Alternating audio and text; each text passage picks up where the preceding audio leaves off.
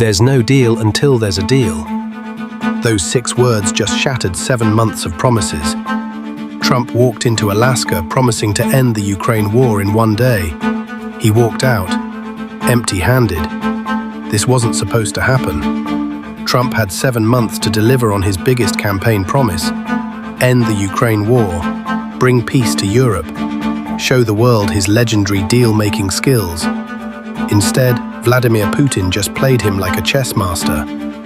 Picture this: Vladimir Putin, wanted by the International Criminal Court for war crimes, steps off his plane in Alaska. What greets him? A literal red carpet, military flyovers, the full presidential treatment. This is a man accused of deporting hundreds of Ukrainian children, and Trump rolled out the red carpet like he was welcoming the Pope. Watch this handshake. Count the seconds. 1, 2, 3, 4, 5. That's not diplomacy, that's submission. Putin's grinning like he's already won. Trump's holding on like he's desperate for validation. In that moment, you can see exactly who has the power here. You know who wasn't invited to this peace summit about his own country? Volodymyr Zelensky. The president of Ukraine, fighting for his nation's survival, was left out of negotiations about Ukraine's future.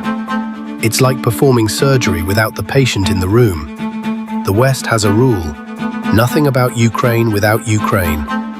Trump just threw that rule in the trash. Putin came to Alaska with one goal: legitimacy. For 3 years he's been a global pariah, sanctions crushing his economy, international arrest warrants, complete isolation. Then Trump hands him everything on a silver platter: a meeting with the US president, on American soil, in front of the world's cameras. Putin didn't need to end the war. He already won. 3 hours. That's how long they talked. 3 hours to solve a war that's killed over 1 million people. 3 hours to untangle the most complex conflict since World War II. But here's the thing: they weren't trying to solve anything. This was theater, pure performance art. Putin got his photo op, Trump got to play dealmaker, and Ukrainian soldiers kept dying. Putin said they reached an understanding. What understanding? He won't say. Trump claims they made headway. What headway? These aren't empty fields we're talking about. These are homes, schools, graveyards, families torn apart by war. And Trump wants to trade them away like baseball cards. Every acre Putin keeps is a victory for aggression over democracy. While Trump and Putin were playing diplomatic dress-up, NATO leaders were panicking.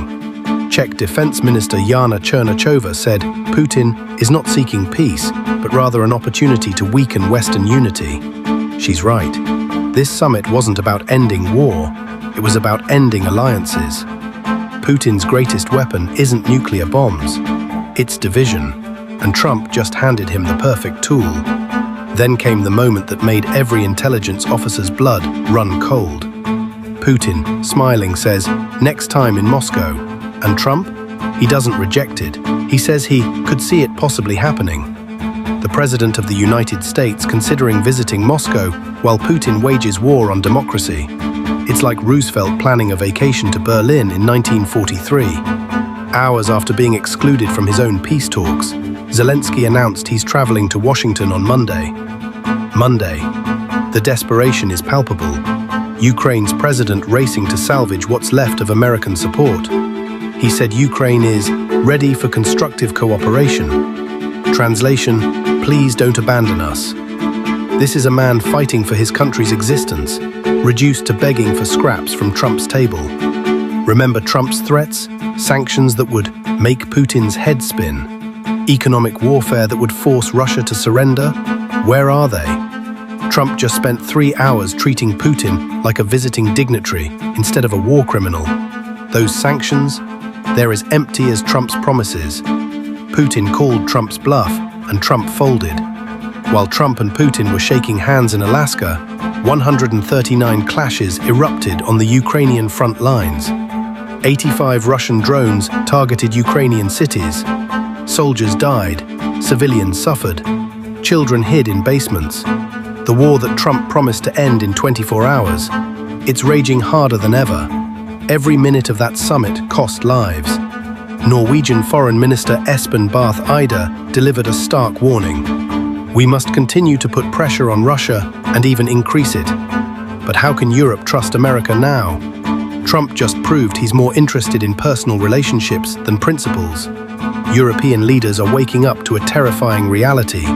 They're on their own. Russian state media is celebrating. Putin's propagandists are spinning this as total victory. And they're right. Putin walked into Alaska as an international pariah and walked out as Trump's equal partner. Every handshake, every smile, every moment of that red carpet treatment will be broadcast across Russia as proof that Putin has broken America's resolve. So what happens now? Zelensky races to Washington, desperate to salvage American support. Putin returns to Moscow victorious, having gained legitimacy without giving anything in return.